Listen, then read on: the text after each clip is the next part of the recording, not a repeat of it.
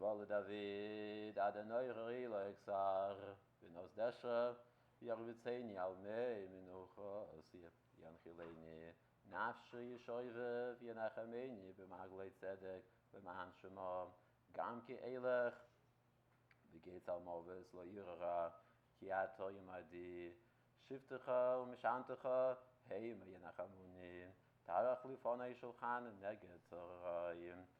Shanti v'shemen rashi ko isir revayam achtoi v'chesed yirdafuni kol yimei chayai v'shachan shavti b'veis Adonai l'yorich yomim.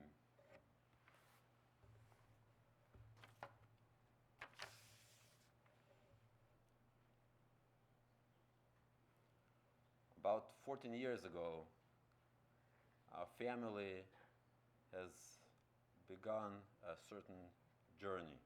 I remember 14 years ago I came to a hospital. There was only Pinkus there, and my mother-in-law, after many months of hard suffering, passed away a few minutes afterwards. And that was the beginning of the journey. My father-in-law Pinkus, as you're going to hear more details from his daughter, from his son-in-law, tell you just a few things. People who did not know him, no descriptions will be adequate. People that knew him, that nothing is necessary.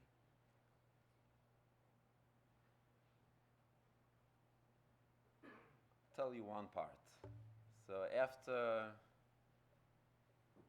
my mother-in-law was buried, he was staying with us sometime, and I remember during Shiva, Sherry Dimarsky called me and said, your father-in-law should say Kaddish. So I said, he's a secular man. I mean, he is probably not up to it. So she told me I shouldn't be smarter than everybody else and just tell him what it is, and like everything he did in life, he welcomed it, and he started saying Kaddish. From Kaddish came a question: what are you going to do on Shabbos? How are you going to say Kaddish on Shabbos? And he began staying with us every Shabbos for the past 14 years. Then he decided, well, once he's already going to shul, he's saying Kaddish, he's going to put on tefillin. He was saying Kriya Shema, thanking God for everything he ate, making brachas. But as we're going to come back to it, the first and foremost was his real deep connection to observing Shabbos and Yom Tovim. It's very hard to summarize and put together 80 years of accomplishments in a couple of words, but just few things that came to mind. I was thinking about the past couple of days, like what made that person so special.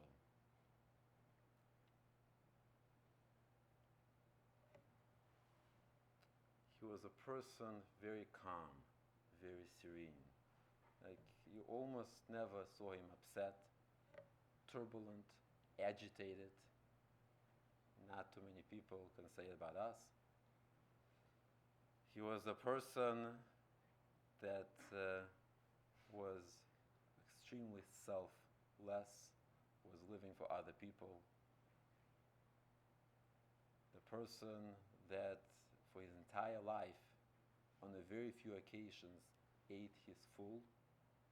And when the family came to America, and there was not enough food to eat, it came natural to him that I'm not going to eat enough and leave it for the children. That was something normal, that when there's not enough, that you're going to leave it for the children.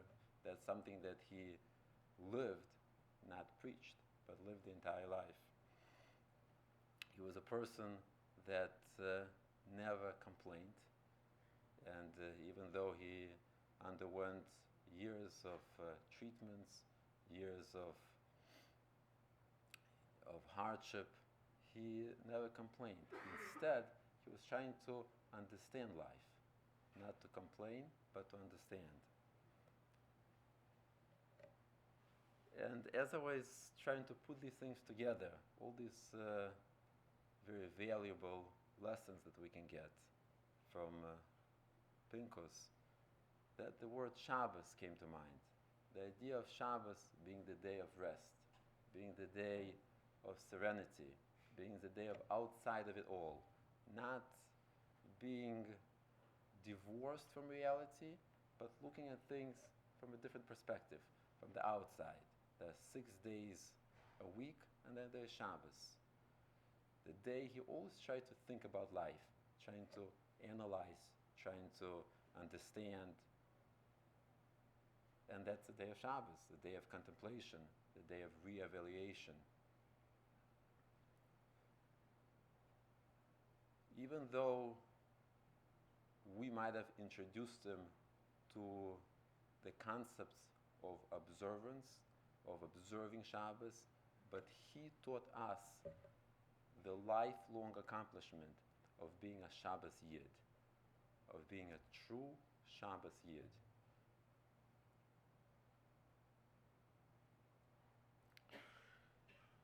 And so we are today, 14 years later, completing the journey.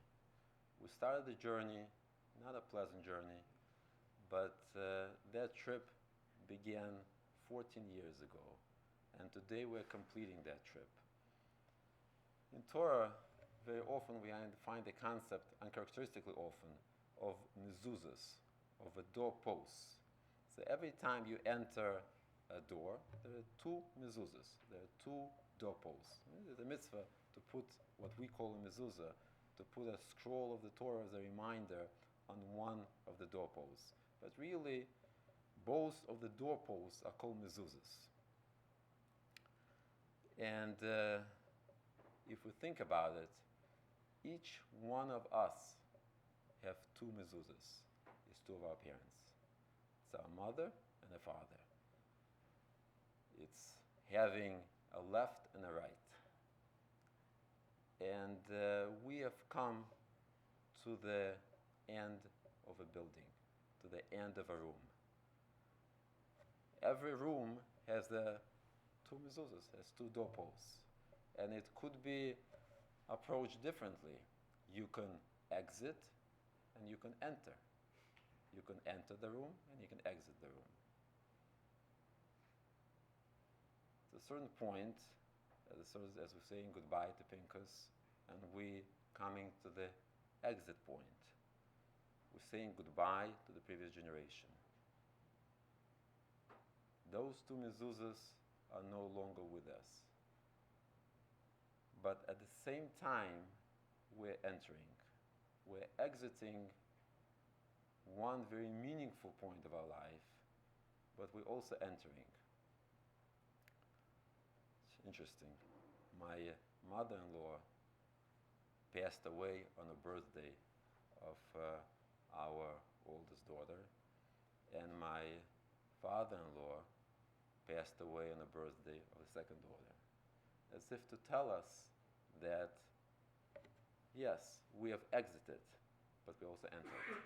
We entered a different phase. Now, it's very, if you think about it, it's almost unbelievable. My father-in-law did not have 2 mezuzahs. He did not have those 2 doorposts. His parents perished in a war when he was 7 years old. He grew up without support. He grew up in an orphanage without the mezuzahs. But at the same time, the person who, it's unbelievable to speak about such a thing, to a person who grew up without the mezuzahs, he dedicated his whole life to provide mezuzahs, to provide doorposts, to provide that support for his 2 daughters. The person who spent the beginning of his life in war, in suffering, in hunger, the person who is distinguished by calmness, serenity, peace of mind.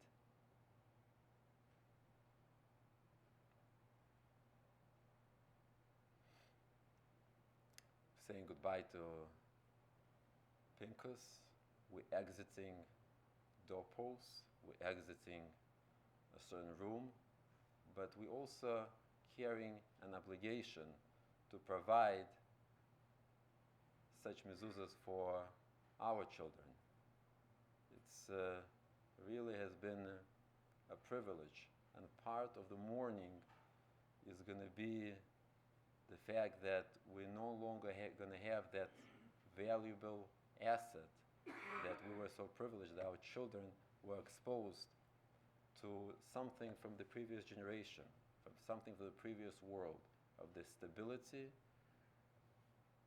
of the ability to withstand the hustle and bustle of life, which is what Shabbos is all about. It's a day of outside of it all. He was able to be a true Shabbos Yid, to be a true Shabbos human being, the person that can spend his life understanding it all, reflecting upon it all. He was always thinking about things, always trying to analyze, always trying to make sense of life. A person who never got angry. One of the most important parts of Shabbos is not to become angry. A person who was not depending, never complaining. That's Shabbos. Because Shabbos, we think about Shabbos, we prepare for Shabbos. 6 days a week we prepare for Shabbos. But another part of Shabbos is that Shabbos prepares for the week to come. The way a person spends Shabbos, that has direct influence, direct impact on the week that's coming up. And he, in his 80 years of difficult life, prepared us. He was a true Shabbos Yid. And how appropriate, if you reflect back, that he left the world in a calm, serene manner. A few days ago, he went to sleep and never woke up.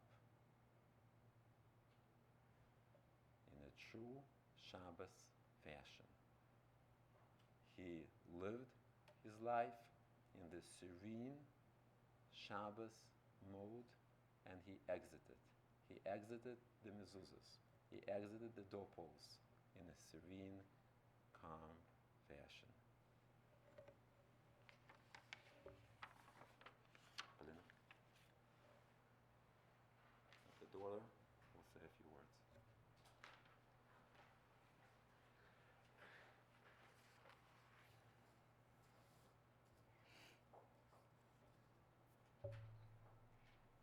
Many words that I wanted to say, my brother-in-law expressed it already. Our father was one in a million.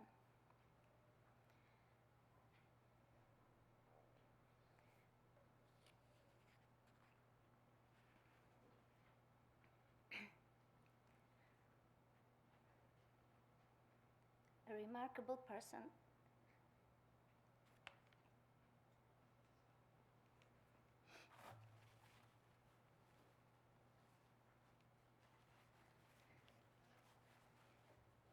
Who left a magic touch in the hearts of his children and grandchildren.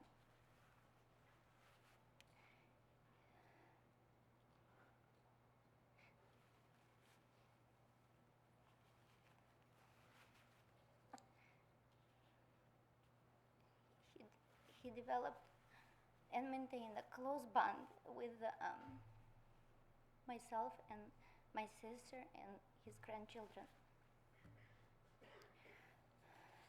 Our childhood years are filled with warm and loving environment, undivided attention, interesting bedtime stories about his life in an orphanage house.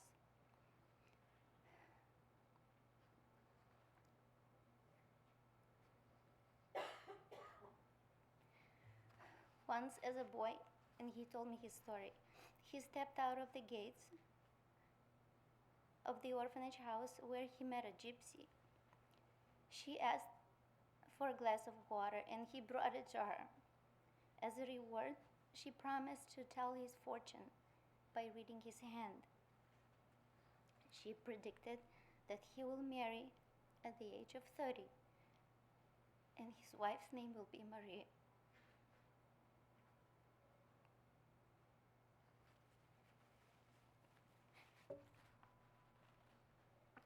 Both of our predictions came true. Our father was able to provide me and Elvira, my sister, with essential thing he himself was deprived of: fatherly love and care. He lost his parents during the war. At the age of 7, he stayed in an orphanage house. Then he was adopted by a distant relative where he was not properly fed and always wanted to run away. He never had enough food to satisfy his hunger until he married our mother.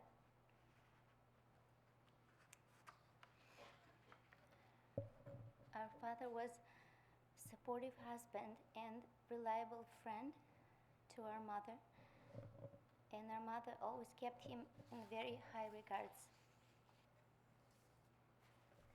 My mother wished me to find a husband like my father.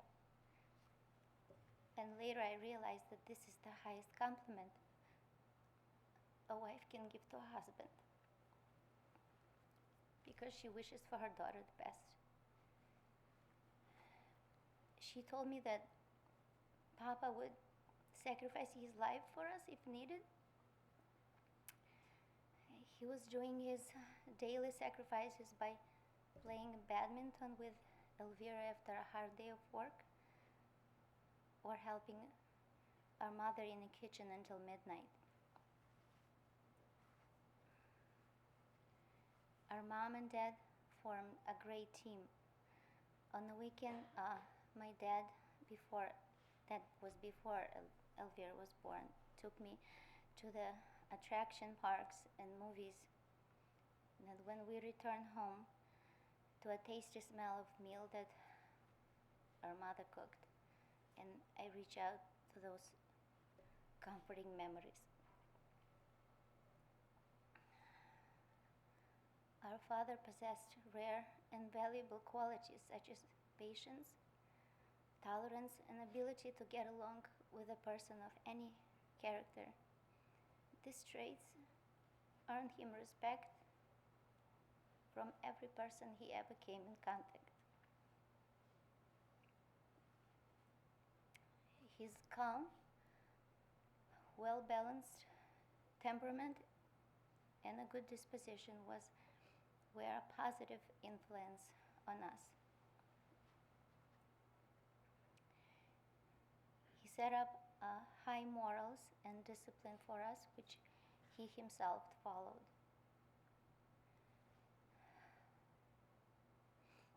Myself and Elvira will continue using his guidance and words of wisdom, and we will all miss him, but his legacy stays with us.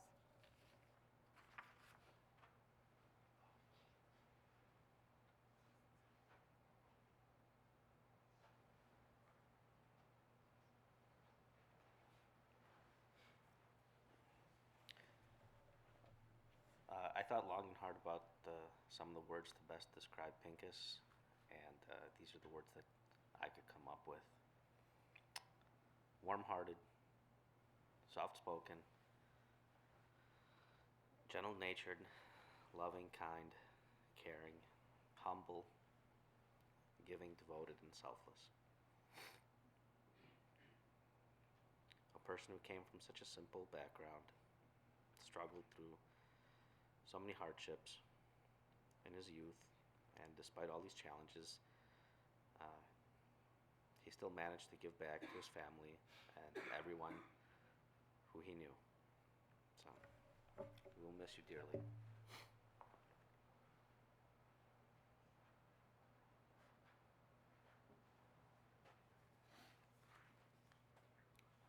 We'll conclude with the Kilmel Rachamim.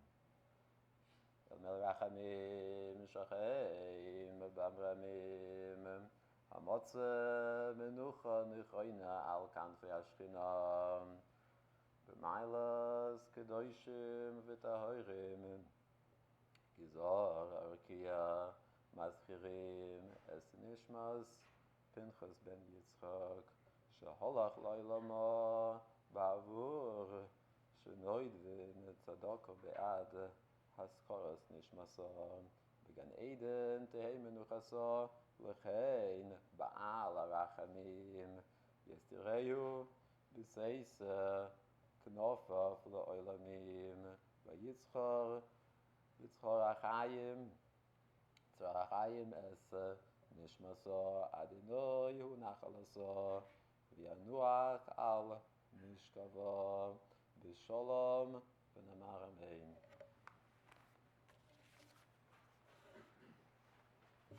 This concludes the funeral here at the chapel. The interment will take place in Memorial Park Cemetery in Skokie. The approximate driving time is 5 minutes. We'll be lining up in the parking lot to ask for those who will be joining the family at the cemetery to drive as close to the vehicle in front of you as possible. Have your headlights and headlights on while in procession. We also ask that you stay off your cellular phones while driving in procession. At the conclusion of the interment, the family will be returning to the Latopolsky residence, 2737 West Greenleaf, where they'll be sitting the traditional shiva. If we can rise as we escort Mr. Feldman from the chapel. Once you've left the chapel, we ask everybody to please return to their vehicles.